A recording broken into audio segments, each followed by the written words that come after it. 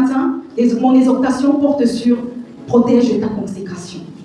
Bien-aimés dans le Seigneur, il y a beaucoup d'enfants de Dieu lorsqu'ils viennent à la présence de Dieu. Ils écoutent la parole et ils sont touchés. Et ils ont envie de changer. Ils ont le désir de pouvoir plaire à Dieu. Ils écoutent les instructions même, la mettent en pratique. Mais la question qui se pose toujours est de savoir où sont passés tous ces enfants de Dieu. Où sont-ils? Qu'est-ce qui leur est arrivé en réalité?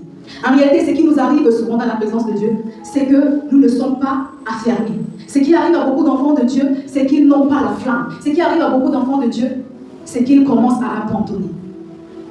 Aujourd'hui encore, je viens te dire que si tu es venu et tu es ici présent, il faut que tu sois attentif et que tu écoutes et que tu mettes en pratique toutes les instructions qui te sont données. Parce que lorsque tu ne les mettras pas en pratique, mon bien-aimé, tu paieras tout ce que l'Éternel a commencé à agir, a commencé à faire avec toi dans ta vie. Dispose-toi, à chaque fois que la parole est relâchée, prends-la, mets-la dans ton cœur et commence à la mettre en pratique. Aujourd'hui, lorsque je parle de protège ta consécration, je te fais part de ce qui va encore une fois de plus t'enraciner et te rapprocher de Dieu. Alléluia. Bien-aimé, je voudrais te dire que ta consécration est précieuse. Oui, parce que ta consécration est précieuse, elle est attaquée. Ta consécration est précieuse, c'est pourquoi elle est attaquée. C'est pourquoi tout le temps, tu pourras remarquer qu'il y a des tentations. Tout le temps, tu pourras remarquer qu'il y a des situations parce que ce n'est que le jour où tu décides de servir Dieu que tes problèmes commencent. Ce n'est que le jour où tu décides de marcher et de commencer à vivre pour Dieu que tu deviens la cible du diable, bien-aimé. Et tu commences à remarquer ces choses-là. Et tout ça commence toujours petit. Ça commence toujours par un détail. Ça commence toujours tout petit. Et ce petit-là, moi, je l'appellerai les dangers de compromis. Alléluia. Oui, bien-aimé, les dangers de compromis ici, c'est tout ce que nous tolérons de contraire à la volonté divine.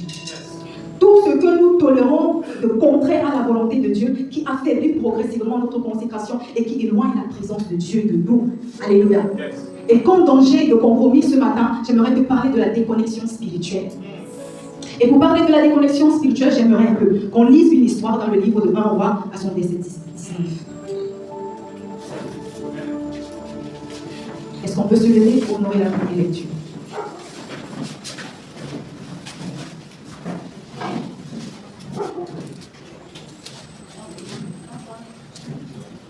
Un roi, chapitre 19. Un roi 19. Un roi 19, pardon, à partir du verset 3 à 4. Un roi 19, à partir du verset 3, nous dit. Élie, voyant cela, se leva et s'en alla pour sauver sa vie.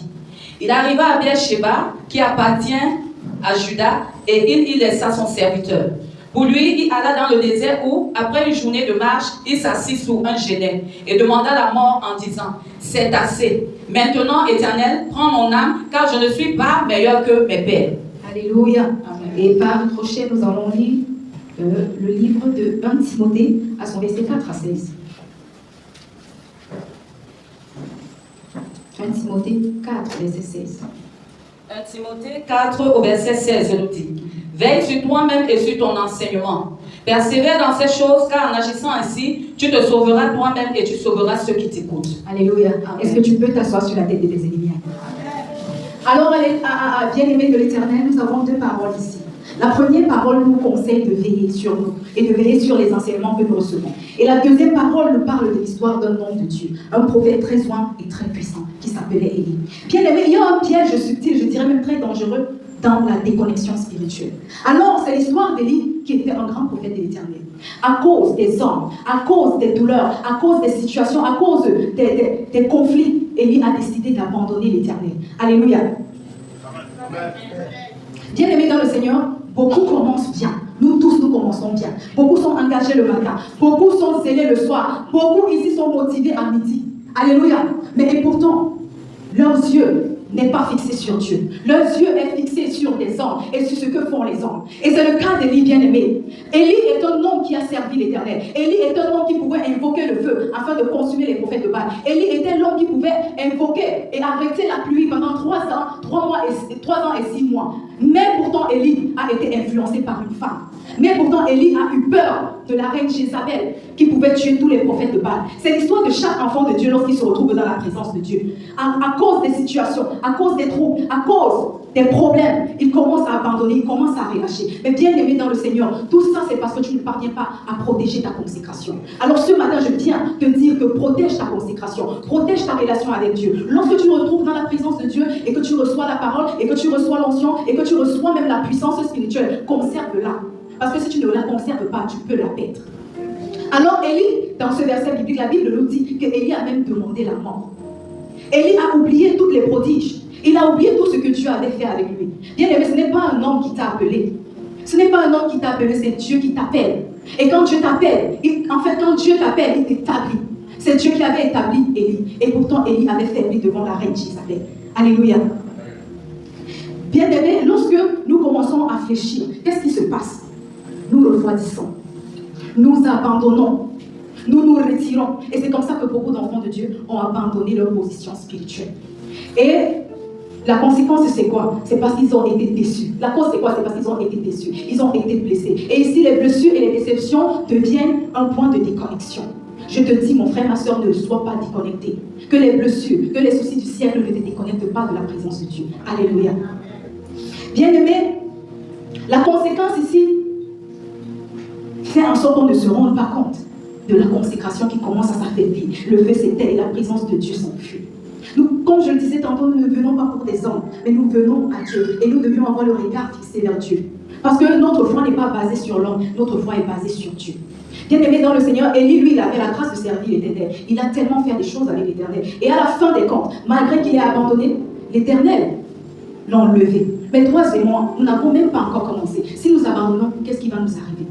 On n'est même pas sûr d'avoir une place, même dans une maison en Calabote au paradis, même sur la véranda de quelqu'un. Mais Élie, lui, il a eu la grâce d'être enlevé. C'est pourquoi toi et moi, nous devions travailler sans relâche. Nous ne devions pas abandonner juste parce que les hommes nous influencent, juste parce que nous avons rencontré des difficultés ou encore parce que nous sommes persécutés. Si nous lisons la Bible, nous allons comprendre que l'Éternel nous a prévenus. Il nous a dit dans le livre d'Ésaïe 51, son verset 12, « Et voici, je t'ai mis comme une brebis au milieu des loups. » L'Éternel dit que c'est lui-même qui nous a envoyés comme des brebis au milieu des loups. Mais par-delà tout, il nous donne des conseils. Il nous dit, soyez doux comme des agneaux. Bien aimé, la terre est un champ de bataille. Quand tu lis ce verset biblique, tu comprends que l'homme est un loup boulant. Ça ne dépend même pas de l'homme. Ça ne dépend même pas de ton frère ni de ta soeur. Mais ça dépend de celui-là même qui nous a envoyés sur cette terre. Et il nous a dit que nous devions être doux. Quand on te demande d'être doux, en fait, c'est une interpellation. C'est une façon de te forger. Tu dois comprendre qu'on est en train de te mettre dans un centre de formation. On voudrait que tu sois doux, malgré les batailles, malgré les poursuites. Parce que lorsqu'on te dit qu'on t'a mis comme une brebis au milieu d'un loup, tu commences à comprendre que, mais en journée, tu es poursuivi avec la machette. En soirée, tu es poursuivi avec les boutons. Mais qu'est-ce qu'on te demande de faire? On ne te demande pas de devenir un loup aussi. On te demande plutôt de devenir un agneau. On te demande de devenir davantage une brebis. Et il a continué en disant, soyez prudents comme des serpents. Donc il nous a dit, il a su qu'il nous a mis dans ce monde méchant. Et il nous a demandé d'être prudents. Alléluia. Oui, soyons prudents. N'abandonnons pas. Alléluia. Amen.